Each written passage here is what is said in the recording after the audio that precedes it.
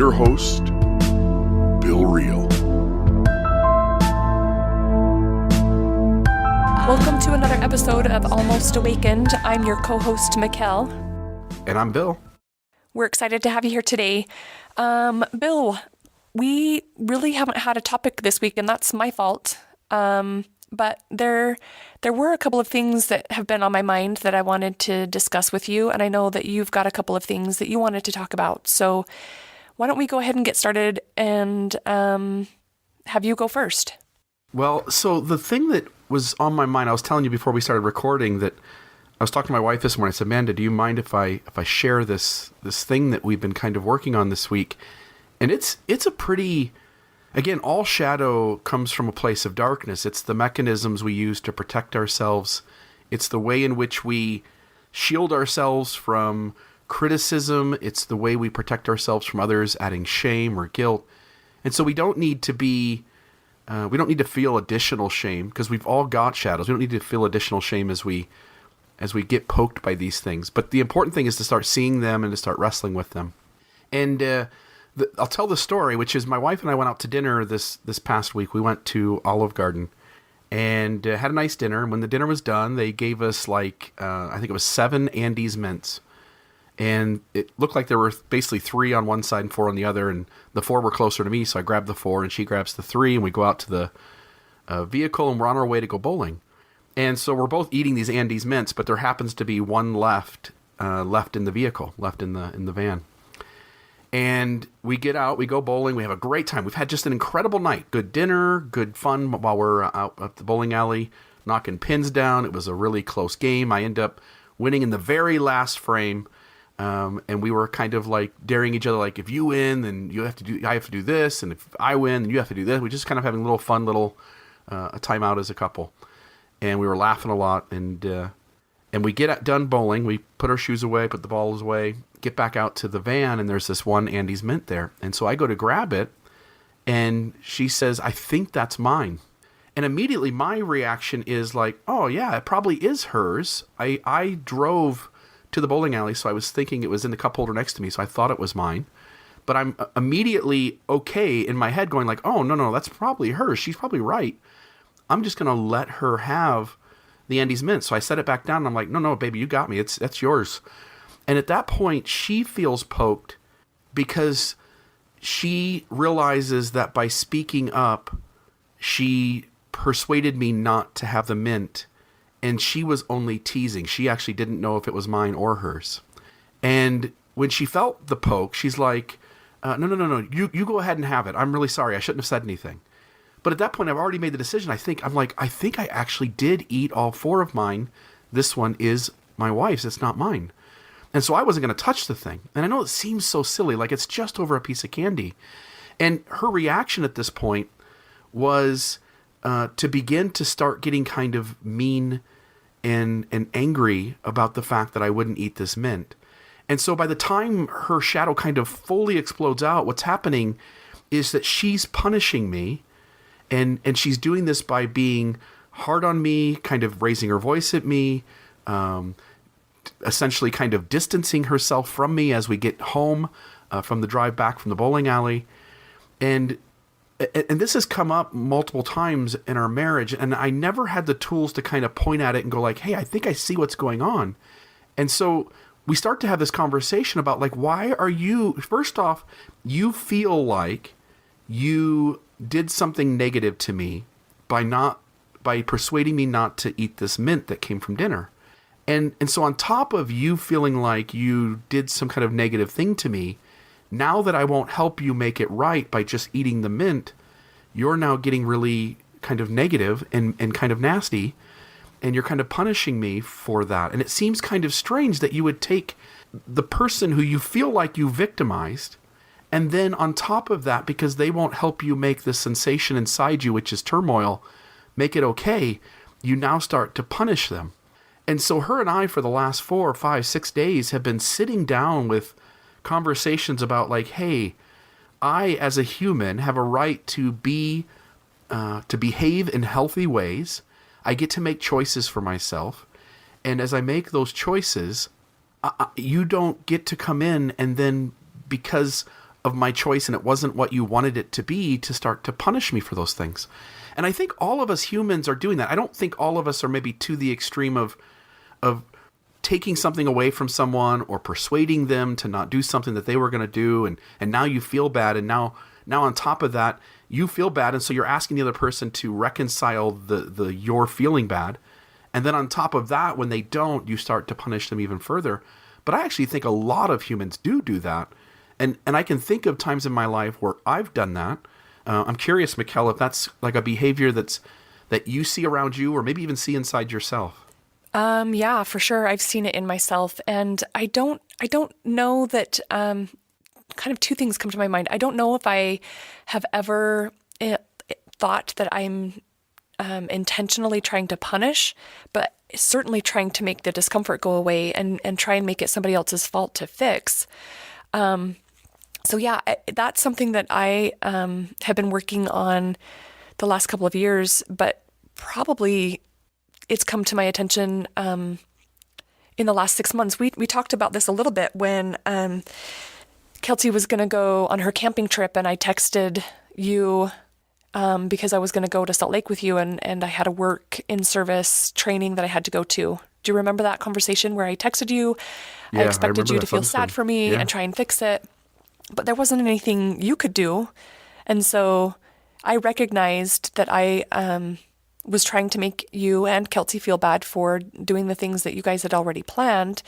And I guess in some way, like, victimize you or victimize myself in trying to get you to change things so that I was happy.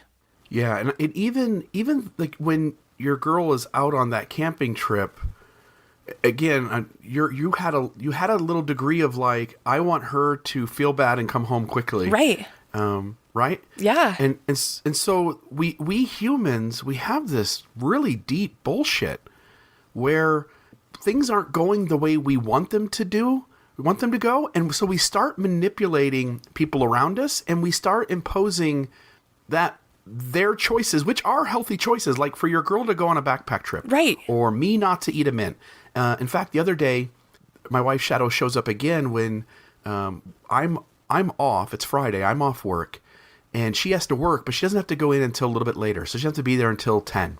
So she wants me to stay in bed until 9 a.m. But around 7, my back starts hurting. I'm realizing that there's things I want to get accomplished today. And so I say, like, hey, I'm going to go ahead and get out of bed now. And again, she goes into this mechanism where she's like, with her words and her language, it's shame on you for getting out of bed when you want to get out of bed.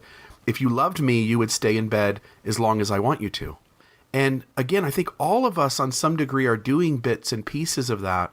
And again, in earlier parts of my life, I didn't even know what to call it. I didn't even know how to name it. I wasn't even aware of what was going on. I just knew that something didn't feel right.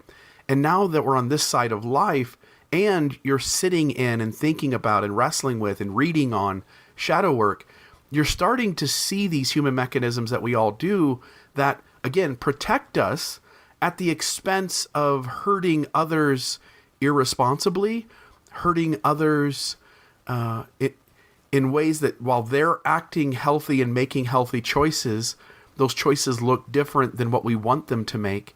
And in the midst of them doing something different than we want, we come in with shame or guilt or anger or, again, anything we can do to manipulate somebody into doing what it is that we want them to do. And that is inappropriate. And so it's something that I'm working on. It's something my wife, as we've talked this week about those two instances, she's working on. It becomes, and it's hard, by the way. My wife's like, look, I see what I'm doing. But sometimes you can't stop it. Man, I don't want to face it. Yeah. Yeah, it's hard stuff. It is hard. It reminds me of a quote that I heard from Brené Brown, where she said, it's easier to cause pain than it is to feel it. So oftentimes when we're feeling poked or upset about something, rather than feel what we're feeling, it's easier to make someone else hurt or someone else sad or someone else feel bad about something, because then it makes us feel like it discharges what we're feeling inside. Yeah, and we talked about this last week with Ben. This is an evolutionary mechanism when the Silverback gorilla gets pissed because he bumped up against a tree and it hurt his shoulder. Right. He now goes to the next guys in charge and the next two apes down, or the gorillas down, and he ends up smacking them in the head. And then they go to a female gorilla and they punch her in the chest. And then she goes to one of the infants and chases him down, trying to scare the hell out of him. Like, we've been doing this for tens of thousands, if not hundreds of thousands of years, as we've evolved as a species. Yeah, it's interesting and crazy. And I was talking to a couple of people last night, and we were talking about shadow work and like all of the things that we need to fix or keep working on. And in some ways it's super frustrating because it's never going to stop. It's never going to go away. I'm never going to be completely free of shadows and those evolutionary mechanisms. So it's frustrating at times because I just want to be healthy. Yeah, and while we get healthier, we're never going to be healthy. I know. Yeah, and it's frustrating. It is. I'm looking at myself and I'm going like, look, I like being a better person, but relationships and self-improvement, it's like rubber meets the road on this side of things, and it is not only frustrating, it feels almost like it's too hard. In some ways, yeah. And at sometimes, yeah. I had a blast last night. We were at a party and just had a great time. And then I was talking to a new friend, and she confronted me on a couple of issues that she noticed, and I had a complete come apart for probably an hour and a half, maybe 2 hours last night, just unraveling. And my struggle, Bill, is how do you accept all of your shadows and be okay with them and not let those parts of your life or your personality overrun all the good? Like, how do you focus on the good and not be egotistical and just so full of yourself and cocky and rude, but still like have confidence and be sure of yourself and recognize the good? So, great question. The only thought that comes to mind is it goes back to that idea of being present and recognizing that only the present moment is reality. In other words, whatever mistake I made yesterday, to sit and dwell on it and to essentially dig myself into a hole doesn't do any good. And for me to worry about what mistake I might make tomorrow or even in 3 hours or even in 20 minutes doesn't make much sense. So I try to be my healthiest self in each present moment, and I screw it up. And when I screw it up, I feel like shit for a little bit.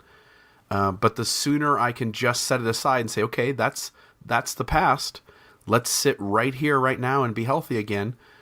You and I talked before when we first kind of were building a friendship with each other, and you would spiral out over something that happened. You and your girl get into an argument, or something didn't go the way it did, and you got hurt.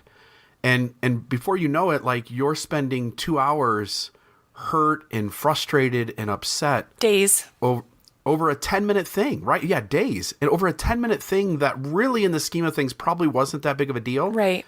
And so the sooner you just like let it go, and you jump back into the present moment, within a few minutes, everything goes back to good. Right? Like, soon as you rejoin the party, soon as you rejoin your group of friends, soon as you re-engage laughing and joking and smiling and having a good time and talking about the fun things in life, the negative hole that you were in, it suddenly vanishes. But as long as you're thinking about the hole stays. It doesn't go anywhere. But you have to think about the hole because it's there.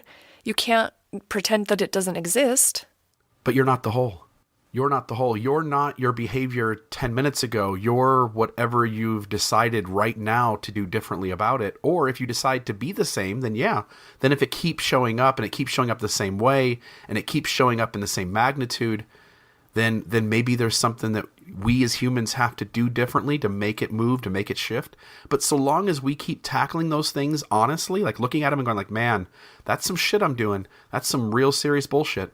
And the more we look at it and go like, okay, I need to do something different. And I don't gauge my success off whether the bad behavior vanishes I gauge my success over whether it diminishes and whether it's the intervals at which it happens also decrease. Yeah, that's something that I need to work on is not equating success with disappearance of a shadow, but is the behavior healthier? It has the frequency lessened, has the intensity lessened. And so that's something that I recognize just in this conversation right here, that I've got to readjust my standards, my expectations of myself, which I've known that, but hearing you say it makes it like I heard it differently this time. One of the friends that I was talking to last night said something very similar. She said, "What was the definition of insanity that Albert Einstein gave?" And it's that you're doing the same thing over and over again, but expecting a different result. Yeah. And that's what we humans do often in the first half of life, is we've come up with ways to do our life, and it gets us by and it protects us, but we're not happy with those moments of how we treat others and manipulate situations, and yet we keep doing it the same way. And on this side of things, we have to start doing it differently. So, Bill, you keep talking about things on the second half of life. Do you think that these are things that we can teach our kids to start doing? Or do you think that there's some level of maturity and experience that kind of spurs these kinds of changes? I think we can model it, and I think some younger people have the cognitive ability, their brains develop to the point where they can start to do some of that. But I think some of it does just take time and experience. Like, you can't drag somebody into an awakened life. They have to get there through experience, through things happening, and some of it just by time. Just like, in other words, there's no. I simply wouldn't believe that there's an awakened 12-year-old. Well, yeah. But there may be 12-year-olds who demonstrate some pieces of that awakened kind of mindset. I think it's a matter of getting older. It's a matter of getting tired of the way you've done it up to this point. It's a matter of being around others who are doing this thing. It's a matter of reading and learning and thinking and wrestling and deconstructing. I don't think it's something you can teach a kid to be, but I think you can model it so that as time goes on, it's easier for them to slip into these later stages of development than it was for you or me. Yeah, I think you're probably right. What was the conversation? And again, you don't have to answer this. We can cut this part out. But what was the conversation last night with this friend where you felt poked for a while? What was the subject matter? So I don't have a clear recollection of everything, but she started talking to me about. It's probably going to make me cry because it still feels like I'm still processing. I'm still working through it. But she just was like, "When are you going to stop living in everybody else's shadow?" And I recognize that there are times in myself that to make other people happy, I do that. I will back off, or I will stay quiet, or I will diminish myself. And so that poked, and I recognize that. But at the same time, it's hard because I feel like if I am if I'm all of me, I'm afraid that it's going to be too big or too much. And she just kept pushing back and saying, "That's a choice. When are you going to stop making that choice?" It just hit me differently last night, just the way that she said it and the way she approached it. And she called it mirroring. She said, "I'm just going to mirror your response. I'm just going to mirror you." And she just kept pushing, but not in a way that was, she wasn't trying to hurt me, just confronting me with my excuses. When you shared that, it brings up a lot of stuff inside me, because my wife and I are also having this conversation about how each, like there are things she does that are not the way I do things, and those things frustrate me. So one of those things is my wife she's louder than me, and she's more, I don't know what the word is, more give me a Carefree. word. Carefree. Yeah, carefree is a good one. More excitable and kind of just does her own thing, and I want to say flamboyant, but no negative way. Like she's just loud in her own way, and she's having fun with the world and fun with her friends. And I'm much more like, and part of it is playing a part, right? Part of it is I want to be seen as cool, calm, collected. I want to be seen as not over the top. And so when I perceive my wife as being loud or boisterous, it bothers me. And I sometimes, and especially in the past, I used to do it all the time, is speak up and say, hey, Amanda, you're being too loud. Can you be quieter? And at some point I'm sensing like, I don't get to do that. She gets to be the healthiest version of herself that she can be. And so long as she's not being irresponsible, so long as she is not with intent causing hurt, she gets to be her. And the same conversation goes the other way, that when I go to parties or when I'm with my friends or when I'm deciding to get out of bed before she wants me to, or I don't want to eat the mint, I get to be me in the healthiest way I know how to be. I don't get to be irresponsible. I don't get to cause harm intentionally. I don't get to act in ways that hurt other people that were unnecessary. But I get to be me. She gets to be her. And we have to stop manipulating each other and pushing each other and forcing each other and imposing on each other that the other person be what we need them to be or want them to be. We've got to figure out ways to live with some discomfort as we humans start to stretch ourselves and start to be who we are in the world in responsible, healthy ways without our partner, but without others too, shaming us and guilting us. We've done that way too long on the first half of things, where we presented a version of ourselves that we thought was acceptable to the world, the entire time not being authentic. We just have to do this thing better. Yeah, I hear you, and we have to stop oppressing ourselves too. I think that I oppress myself more than anybody else does. But why do you do that? What is your fear? What's going to happen if Mekael is Mekael to the fullest degree? I don't know if I can answer that. It's a hard question. I feel like, so one of the other things that we talked about is most of the people in my life at some point have walked away. So there's a fear of losing the people that I love. And there's a fear that I'm going to fuck it up so bad that it's going to be irreparable.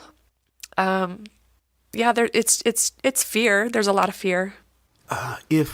So I want to hit at this, and I want to I understand the dilemma. The dilemma is that all of us human beings, as we interact with each other, we need different things. We feel safe around certain ways of doing things. We are comfortable in certain spaces and not in others. And as we all get together and interact with each other, those differences, even in their healthiest space, again, they bump heads. And so there's obviously a fear that, look, if I am Bill to the fullest, again, healthy, not being unhealthy, but to the fullest, healthiest degree, it's also going to cause damage to people who aren't in that space. They aren't comfortable with that behavior. They aren't comfortable with that kind of humor or that kind of sexuality or that kind of personality, or it could be little things like the kind of music you like I want to play my music and you want to play yours, and if I want to enjoy my music right now in this space, on some level I'm irritating you because it's not your music and you don't like my music. Like, we're doing that to each other all the time. But if you're the healthy version of yourself, I'm weighing, because it's not like, hey, Mekael, you get to be you and do your thing at the expense of hurting somebody else, even as you're healthy. Right. On some level, there has to be balance, and trying to find that balance is some hard shit in every given moment. It's tricky. Can you, I don't think you can not compromise yourself. Right. And that's what the struggle is like finding that balance. And how do you know when you've got a balance. I have no idea. Because what feels balanced to you may be unbalanced for somebody else. And so it's like, I just sometimes feel defeated. Yeah, I'm with you. I don't think you can be in a relationship with any other human being, whether it's your significant other, whether it's your friends, whether it's your coworkers. I don't think you can be in any of those relationships without struggling to find this balance. And almost assuredly, each other are we're doing damage to each other. We're hurting each other. We're making each other uncomfortable. I don't think there's any other way to do it. And so, yes, there feels like a lot of defeat, but granted, the other person's feeling defeat too, right? Like we're all feeling defeat. Sure, but that doesn't make it better. Yeah, I don't think there's a way to do it. I don't think there's a way to say like all of us just get to be us to the fullest degree we want to in healthy ways, and everybody else just has to deal with it, because the person dealing with it is then compromising their being their best self in their healthiest way. It just is a fucked up mess of shit. Had we evolved just to be mushrooms, we might get along better. If we just evolved to be bushes or trees, but nope, we're humans, and humans come with this additional layer of consciousness and ego. And, the trees in the forest, some trees decide they want to grow faster. And then the tree that doesn't grow as fast because he wants to be shorter, he dies because he doesn't get the sunlight he needs, right? Like the trees are doing it to each other too. But there's not an ego or a consciousness to get pissed at each other or to get irritated or to get uncomfortable or to get bothered or hurt or offended. The tree just dies and nobody knows the difference. I don't like it. What were some of the things that you experienced this week that you wanted to talk about? So that experience last night, and I just taking time to connect with myself. I haven't done that in a long time, and so just learning about myself. I also started a new book that I think you would really love. It's called The Anatomy of Peace. Who's the author? Do you know offhand? It's the Arbinger Institute. There's not one particular author. I think that there is. Corey told me the author's name, but when I brought the book up on Audible, it said the Arbinger Institute. Interesting. Tell me about the book. I'm not very far into it, but it's told in like a storytelling fashion. So there's different characters in the book, and as far as I've gotten, there's a group of parents who have brought their children to a wilderness therapy program for drugs and trouble with the law and those kinds of things. And the parents are in a meeting with the two company organizers who run the therapy program, and they're talking about how if we have peace in our heart, if you're reacting to someone, you are basically causing a war. You're at war with them, and you're at war with yourself. And so if you have peace in your heart and you see people as human beings rather than objects, there's no fighting, there's no war. And how we often create wars with our children and other people that we interact with because we dehumanize them. We don't see them as people like ourselves. So it's interesting. They tell some history about the Roman Empire and another leader or crusader, or I can't remember exactly. I that's what I have a hard time with, Bill. When I listen to Audible, I can't go back to a specific page, whereas if I have the book in my hand, then I can highlight and mark it up. Yeah, I'm with you. It makes it's listening to information is a different learning experience than reading information. Yeah. As you were talking about the book there, I want to go back for a second to last night and this person who's sitting with you and saying stop living in other people's shadows. That rings true, right? It rings true that you have to stop, and this is all of us, by the way, not just you. All of us have to stop compromising ourselves in order to be acceptable to everyone around us. And at the same time, Mekael, that advice is beautiful and it rings true. And at the same exact moment, it's a paradox because it's also at times very shitty advice, and it's the wrong thing to do, right? Like, you don't get to be you at the expense of anyone else being them. Right. So I don't know that ever gets resolved, right? Like, we're all going to go to our deathbed trying to be more of ourselves and compromising ourselves so as to allow other people to feel safe and not have to compromise themselves. Right. Yeah, I don't know that there's a way around it. It's just so messy. We'll put the book up in the bookstore. I updated the bookstore this week and put a ton more of the things we've been talking about there. There's probably, at this point, 20 books up there for the listeners to check out. If you go to almostawakened.org, go to the bookstore. There's a link for bookstore in the header. One of the things I wanna get into, I think the next episode we do, I think we'll spend the whole episode talking about sexuality. And specifically, because I think it really relates to what you're talking about here in terms of like not being in somebody else's shadow or everyone else's shadows for that matter, is I wrote a blog post and I put it up on our Reddit page, and it's the subreddit of Almost Awakened. And it hits on this issue, like everywhere else in the world as we're dealing with relationships, most topics aren't a big deal. And what I mean by that is, Mekael, if you and I are going to go out this week as friends and have dinner together, we'll talk to each other and say, hey, what are you in the mood for? What kind of food do you want? And maybe Kelsey jumps in and says, like, I'd like Italian, and Amanda says she wants Mexican, and, but at the end of the conversation, the four of us decide that, here's the place that all of us will be happy with. But somebody's compromising. But it's not a big deal. Like, okay, I'll eat Italian tonight. I'm not really in the mood for it, but everybody else wants Italian. And then I'll just go ahead and get Chinese tomorrow. Like, that's easy. When it comes to our sexuality, when it comes to that facet of our lives, it gets really complicated because it's not like you can go 1 month on and 1 month off with each other getting their way. These things become really complex. And so I'm going to point listeners to this Reddit post that I wrote. I'm hoping maybe next episode we can just spend a ton of time talking about this wrestle in relationships. And I think it goes right back to this advice this person's giving you, which is both the most true and greatest advice in the world and also the most horrible and not true advice in the world, and why it is both, why it's a paradox. Yeah.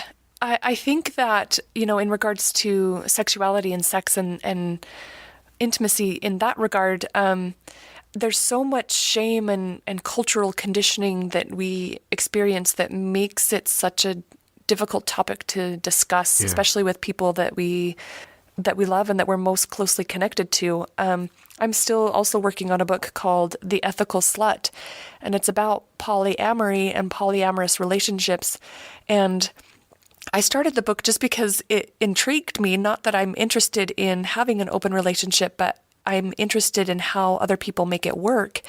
And the authors have a ton of good information that can be applied to any relationship. They have several chapters on communication and how to have open communication, and they have activities that you can work on with your significant other or with other people in your life. They have a chapter on jealousy and how to take ownership of your feelings and just how to have healthier relationships. And I've loved the book. I still have probably 3 hours left before I finish, but it's been fascinating.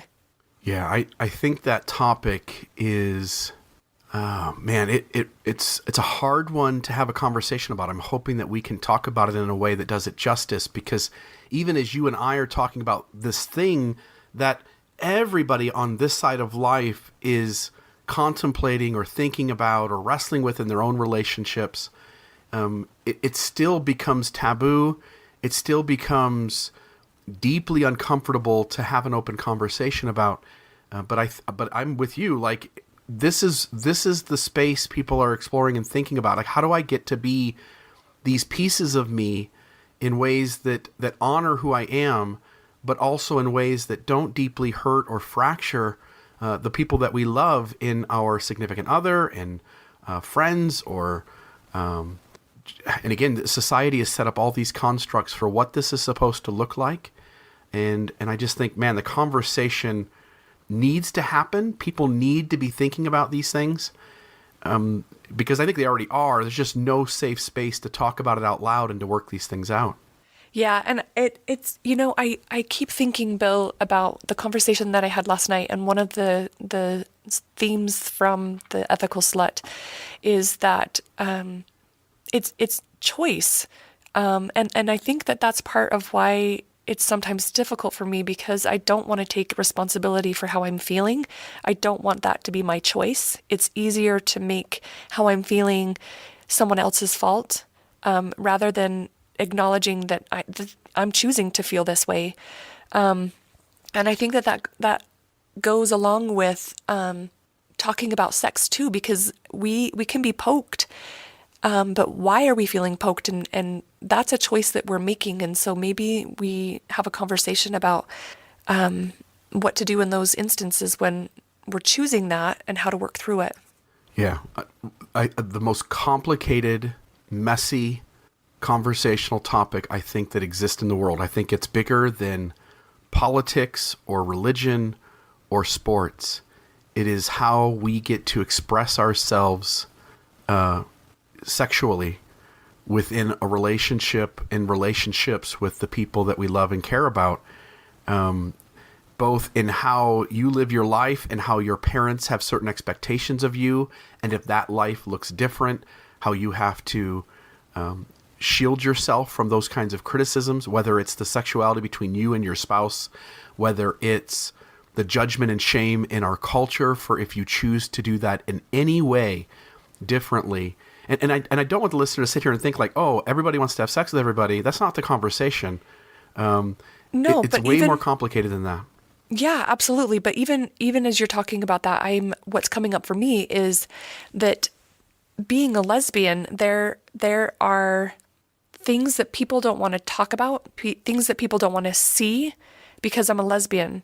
And so there's this dichotomy in that regard as well. It's not just between heterosexual couples, it's everywhere. Yeah. No, I'm with you. Anything else that went on this week? Anything else that's kind of interesting or cool or going on that is on your mind? No, I'm just processing. I'm working through a lot and trying to have a better understanding of myself and why I do what I do and how to be healthier. And sometimes that's a bumpy, ugly ride. Yeah, the party last night, I had such a good time. Just a lot of fun. And even in there were moments that, like you, I was having a negative experience. And even in the midst of having a negative experience, though, Mekael, I got to say, I was actually enjoying, like, I don't know how to put a finger on it. Like, when we have these conversations about being present and we talk about how to be more joyous or more happy or more fulfilled, it doesn't mean that the negative things go away. Right. But I'm beginning to experience like a positive experience in the midst of a negative thing happening. And I don't even know what to call that or how to tell others how to get there.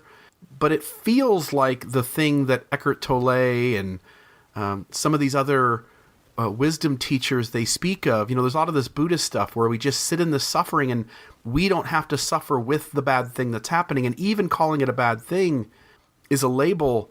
There seems to be something in terms of awakenness in moving into a space where even in the midst of what the rest of the world would call negative things happening, you can still sit in those moments and not be sucked into having a negative experience yourself. I found that fascinating last night. There were things going on. I enjoyed the entire night for the most part. There was a few minutes here or there that I didn't. But there were a couple of negative experiences, or what I would have traditionally looked at as negative. I certainly was poked by what was happening. And yet I didn't find myself in any kind of hole for very long and was able to kind of just sit in that experience, still having a positive time. I don't even know how to put words to it. That's awesome. That's awesome. Yeah, I will say, this is something that's kind of come to my awareness and that I'm working on is in the past when someone has said that they've wanted to talk to me, I tend to get a lot of anxiety, and I usually go to worst case scenario. It's got to be something difficult coming, right? Yep, something really shitty's gonna happen. They're gonna tell me they hate me. They never want to see me again. Like whatever. I usually always go to worst case scenario, and had another friend approach me last night and say, "Hey, I want to talk to you," and I found myself in that first second going to that negative space and thinking the worst case scenario. But I stopped myself and I said, no, let's just see what she has to say. Maybe it's not a bad thing. And it wasn't. It ended up being a really good conversation and some conflict was resolved. And so I was proud of myself for doing that. Isn't it cool when you show up differently? It is cool, but I don't always do it. Sometimes I still make the choice to be a shitty human being. But it makes me happy when I nail it. I find it interesting when we've done something a certain way 1,000 times, and then suddenly it's like a light bulb goes on, and you see the situation for what it is for the first time ever, and you choose to do it differently. I don't know. Those kind of things impress me. So I'm really proud of the fact that you had that experience last night. Thanks. Man, last night's party was sexy fun. I had a blast. Yeah, there were people outside dancing. Everybody was just smiling. People were giggling and laughing. A lot of the women in the group were dancing and being sexy about their dancing. It was just such a fun party.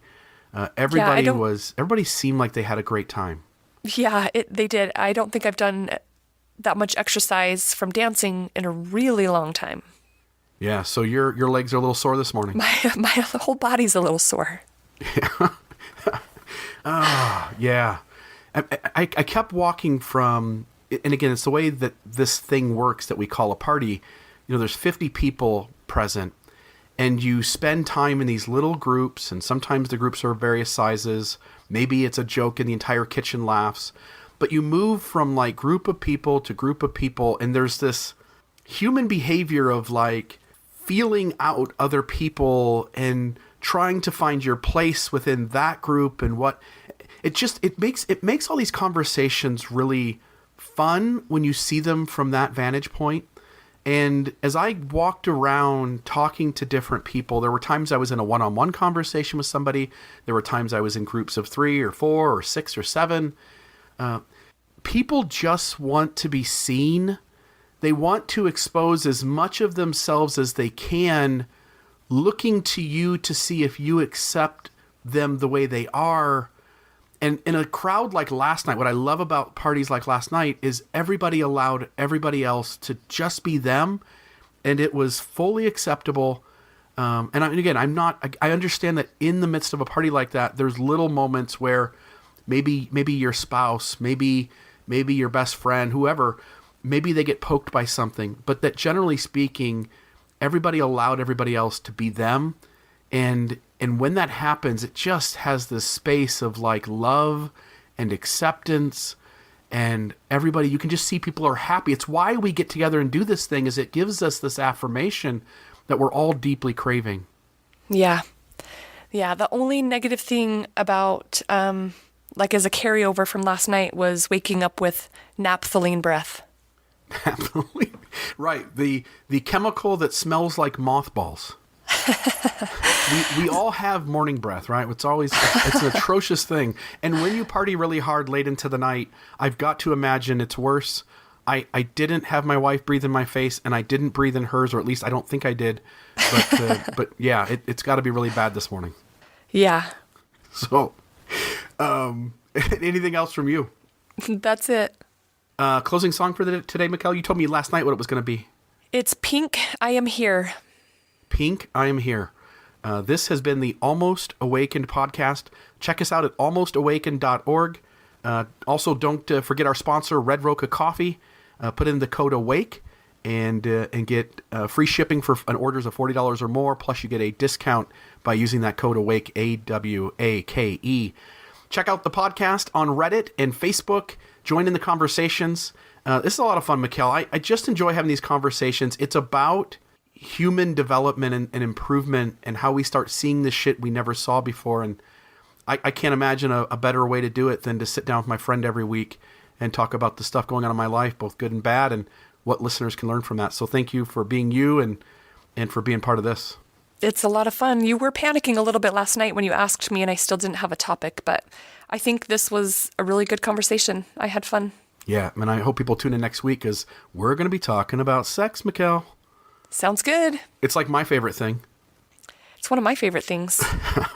Not with you, but... If it's, no, I know. Well, that would be really weird if, like, you as a lesbian, your best thing was sex with me. That would be That'd odd. be way weird. We'd need to have a conversation with our spouses about that. Yeah, we'd have to tell them first. That would be acting irresponsibly. You made it sound like it's one of your best things. Is there something better than sex? No. Okay, then it's the best thing. Well, okay, I take that back. Cuddling naked, like between the two, they're pretty closely matched. My thing is back scratching. If somebody scratches my back, I would almost take that over sex. That seems Interesting. Is that weird? I'm not going to judge you. Okay, all right. I'm going to start to know who the secret listeners of our podcast are. When they start scratching your back? They start sitting down next to me and just scratching my back. All right, I can't wait for next week. Everybody, I hope you enjoyed the Almost Awakened podcast.